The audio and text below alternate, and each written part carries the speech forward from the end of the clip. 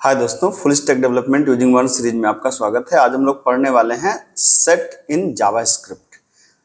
या आप ऐसे कह सकते हैं कि ECMAScript 6 ने सेट को आपको प्रोवाइड किया है जिसमें आप यूनिक वैल्यूज को स्टोर कर सकते हैं। मतलब सेट एक ऐसा डेटा स्ट्रक्चर है जहां पर अगर आप चाहें तो यूनिक वैल्यूज को स्टोर कर सकते हैं और उनको प्रोसेस कर सकते हैं। ठीक है, मतलब अगर आपके पास कई मल्टीपल वैल्यूज हों, ढेर सारी वैल्यूज हो और हमें पता लगाना हो कि उसमें यूनिक वैल्यूज क्या है, तो वहां सेट एक जबरदस्त डेटा स्ट्रक्चर है जहां पर आप इस चीज को मैनेज कर सकते हैं।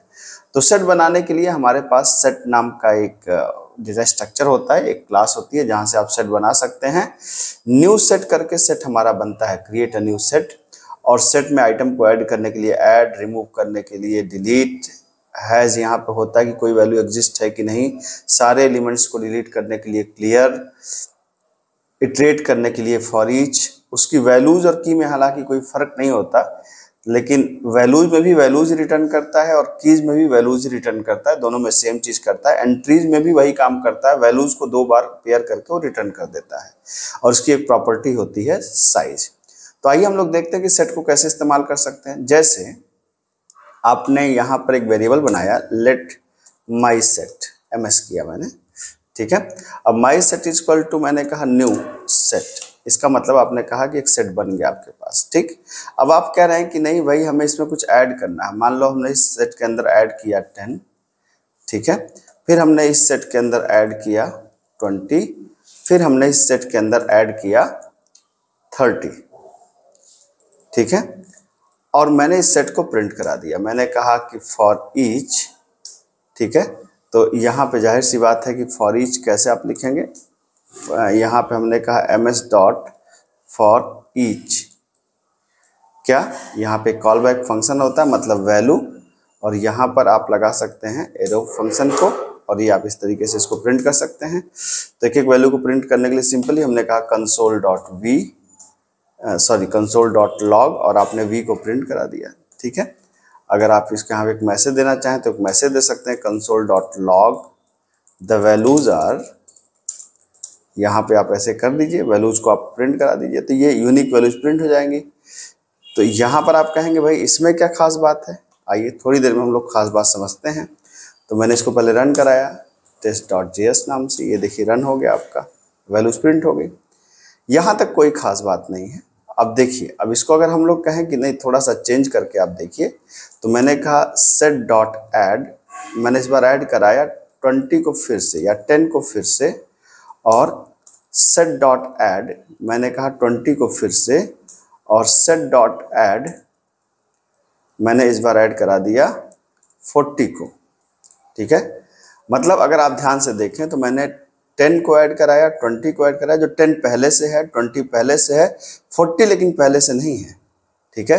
तो अगर मैं इस सेट को फिर से प्रिंट करा दूं, जैसे मैं कहूं कि मैं इस सेट को फिर से प्रिंट कराना है, या तो अब मैं कह सकता हूं कि कंसोल डॉट लॉग, या मैं सेम चीज को कॉपी पेस्ट कर लूं, मैंने कहा कि द अपडेटेड वैल्यूज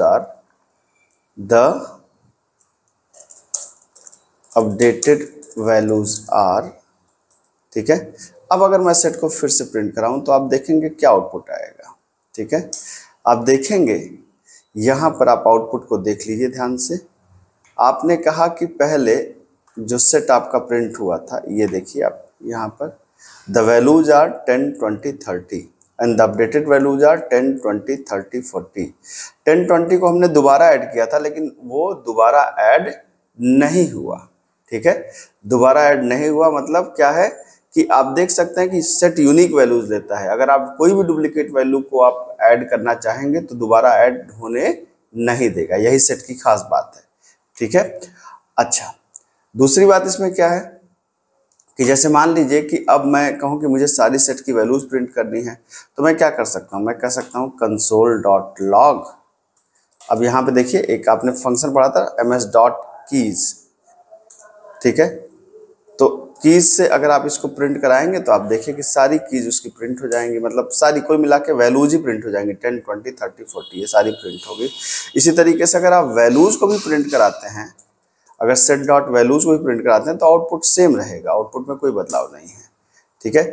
और उसी तरीके से अगर आपने सेट डॉट एंट्रीज को यहाँ पे लिख दिया तो वो भी वही चीज बस 2 बार रिपीट कर देता है। यहाँ की वैल्यू पेयर तो होता नहीं है, तो उसी चीज को 2 बार रिपीट कर देता है, वही value value value value value value को रिपीट कर देता है, ठीक है।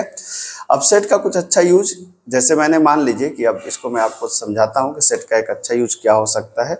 जैसे मान लीजिए मैंने आपको एक क्वेश्चन दिया, मैंने कहा कि भाई साहब ऐसा करिए कि एक प्रोग्राम बनाइए जिस प्रोग्राम में यूनिक एलिमेंट्स प्रिंट करे, जैसे एक नाम को रीड करे उसको यूनिक एलिमेंट प्रिंट करे। तो मैंने कहा भाई एक नाम लिया, अब जैसे मेरा ही नाम ले लीजिए, धनंजय बड़ा नाम है।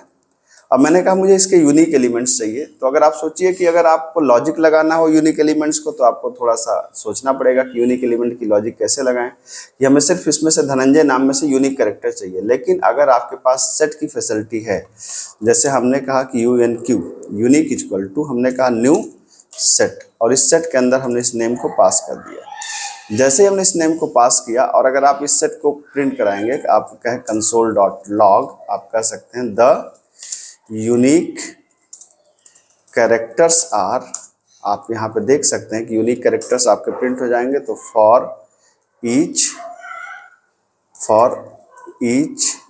आप क्या कर सकते हैं, सॉरी कैसे प्रिंट करते हैं, UNQ.forEach, और इसके अंदर एक कॉल बैक फंक्शन देंगे, मान लीजिए कैरेक्टर, और ये आपने इसको प्रिंट कर दिया। यहाँ पे आपने कहा क्या, console.log कैरेक्टर्स प्रिंट हो जाए, आप देख लीजिए यहाँ पर, ठीक है।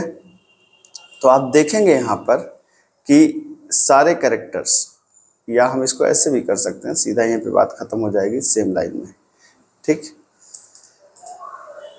ये है और ये बंद हो गया आपका, इसकी ज़रूरत भी नहीं है, ठीक।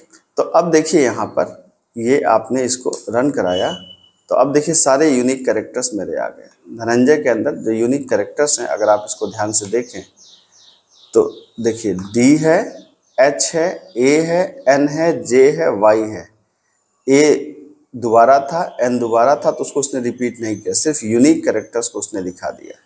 तो आप इस तरीके से जहाँ पर भी इस तरह की प्रॉब्लम हो और जहाँ पर यूनिक एलिमेंट्स को आपको रखना हो, तो सेट एक बहुत ज़बरदस्त डेटा स्ट्रक्चर है जिसका इस्तेमाल आप कर सकते हैं। और सबसे बड़ी बात कि इसकी टाइम कॉम्प्लेक्सिटी काफ़ी बेहतर होती है, क्योंकि मेमोरी में ये हैश का इस्तेमाल करता है, हैशिंग टेक्निक का इस्तेमाल करता है। और हैशिंग टेक्निक एक बेहतरीन टेक्निक मानी जाती है जो ऑर्डर ऑफ 1 पे काम करती है। तो मिलते हैं अगली क्लास में। Thank you so much, hopefully बात आपको समझ में आई होगी। Thank you.